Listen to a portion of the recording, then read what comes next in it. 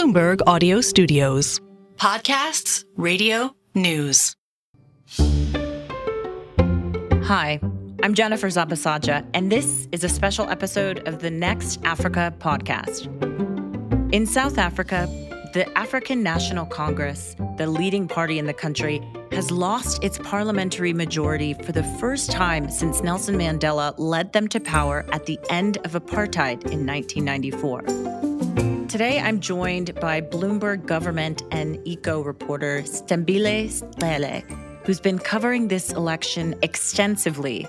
And we discuss how one of the most important elections for South Africa has unfolded and what the results mean for the country. So, S'thembile, thanks so much for joining us. You have been following this race very closely, this election closely. You were at the Results Center for the past few days. What do you make of the results? What are they telling us? It's a crazy time. I don't know that anyone could have predicted this moment that we're in. And a lot or not enough, where the ANC is concerned, can happen over 30 years. It went from having 200 odd seats in parliament now to 159.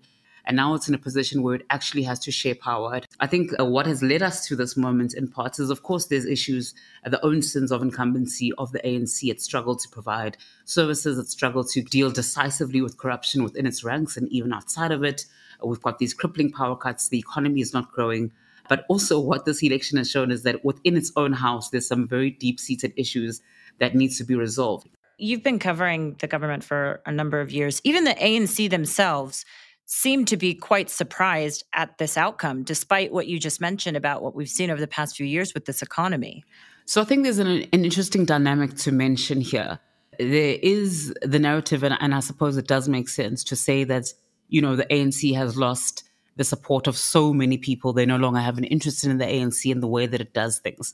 But if you look at the ANC's share of the vote, along with the Umkhonto we Sizwe party and the economic freedom fighters, these three parties are, in essence, one monster, one machine. The EFF and Umkhonto we Sizwe are offspring or breakaway parties, as we call them in South Africa, of the ANC.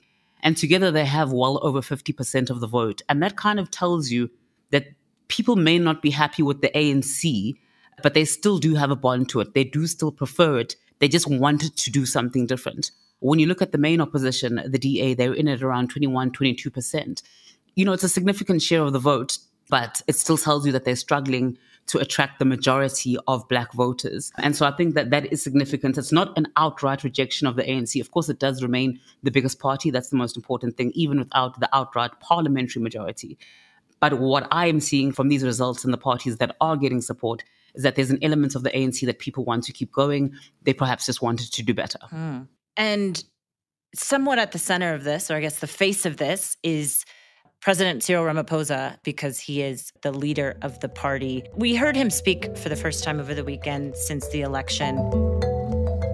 What this election has made plain is that the people of South Africa expect their leaders to work together to meet their needs. They expect the parties for which they have voted to find common ground, to overcome their differences, to act and work together for the good of everyone.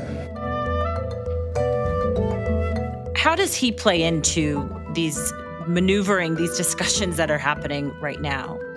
So he is in a difficult position, right? He is now forever in the history books going to be the guy who led the ANC to its worst electoral performance by far. It's a watershed moment in the body politics of South Africa, and in particular for the ANC. I mean, it's like you say, they're completely shocked. They're surprised by how this could happen to them. There is that disbelief that's there. But what it does for Cyril Ramaphosa is it puts him in a very difficult position. One, we know that just in terms of his personality, he's a bit of a runner, if we're being honest. He's resigned before, threatened to resign when things have gotten tough. And so we're really going to see his mettle. We're going to see his backbone, if any, over the next few days, because he's going to require some serious political fortitude. The first, I think, issue he's going to face is when he meets with the party's National Executive Committee on Tuesday. That meeting is going to be very important because it's going to discuss the configurations of a coalition or a informal power sharing agreement with other parties. And one of the things he's going to come up against is the idea of looking into going into a agreement with a party like the Democratic Alliance, which, as we know, the markets favor. They believe that that kind of a coalition would be favorable. It would lead to policy continuity. Both parties are quite economically conservative, and so it seems to be a good match. But politically, it is an extremely difficult decision. They have been completely on opposing sides. The other issue then becomes is if he does lose that fight, and even if he doesn't, the other consideration is around teaming up with the MKP party led by Jacob Zuma. And what we know about this party, at least at this point, is that the one demand that it has, even before talks begin formally, is the resignation of Cyril Ramaphosa. Zuma's vendetta with Ramaphosa, it's a serious one. He wants Ramaphosa to know that he, at least in his eyes, is a better leader than him. He is the one that can preserve the ANC, where he sees the ANC having been destroyed under Ramaphosa's reign. And you mentioned the other parties. I mean, how have they been reacting to these results, to this current outcome, and this current predicament, really, that the country is in? So the other parties, even before this election, they were saying that, if things don't go their way and the opposition bloc is not able to form a government, is not able to convince the majority of South Africans to give them a chance to lead, that they would look to avoid what they called a doomsday scenario in which the ANC teams up with the leftist economic freedom fighters. So we know that the opposition bloc led by the Democratic Alliance, their main goal going into this election was to reduce the share of the vote that the ANC has. They were really looking to have them lose this outright majority that they've had for 30 years. Here's what the leader of the party, John Steenhuisen, had to say to the outcomes. We will do what we can to prevent what I've called since April last year a doomsday coalition between the ANC and the radicals in the EFF or the Umkhonto we Sizwe party, because those policies will take South Africa down the same road to Zimbabwe. Of course, at the time, they weren't looking at the risk emerging entirely from Jacob Zuma's MKP, which has obviously done the most, as what we've seen. And the significance of this party is the incredible showing that it's had in its debut, garnering more than 3 million votes. It's unprecedented with all of the parties that we've seen pop up since 1994. It's by far been the most successful. So I think there's a struggle now, there's a scrum to have these conversations with the ANC to try and form a government in which everyone can play a role. And I think that's what the next 7 days are about. They're very crucial. So I think that the ball is definitely in the ANC's court. Other parties have met at an executive level. They have a position going into these talks. They're just waiting for the approach now, and they're waiting to see what it is that the ANC is willing to put on the table to move things forward. I know you said the ANC, the ball is in their court, obviously, because they're the ruling party, but does Jacob Zuma and the MK party, are they really the kingmakers here? Do they have the upper hand moving forward? So I think the bloc that is the main consideration at the moment would be the ANC, the Democratic Alliance, the Inkatha Freedom Party, and maybe one or two smaller ones.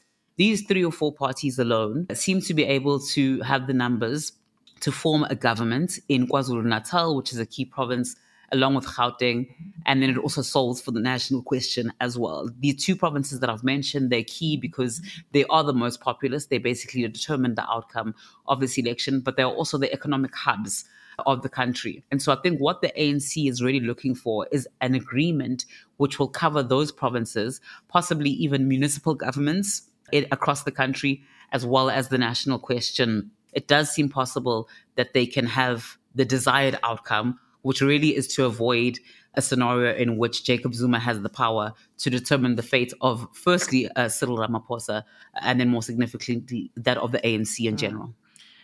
So then, S'thembile, just moving forward, I mean, for the markets, investors are already starting to react to this fork in the road, as one put it. What does this all mean, though, for markets? Are they just on standby until we get more certainty? I think there's a lot of speculation, there's a lot of anxiety because no one knows what's happening behind closed doors with these political parties. What we are going to have now, and what I think everyone is looking out for, is what do the demands of each party look like? What is it that they are not willing to compromise on in the formation of this new government? And I think obviously from a market perspective, you're looking at key ministries in cabinet, right? You're looking at something like National Treasury, maybe the Department of Trade and Industry, as to who leads these, because all along it's been an ANC show.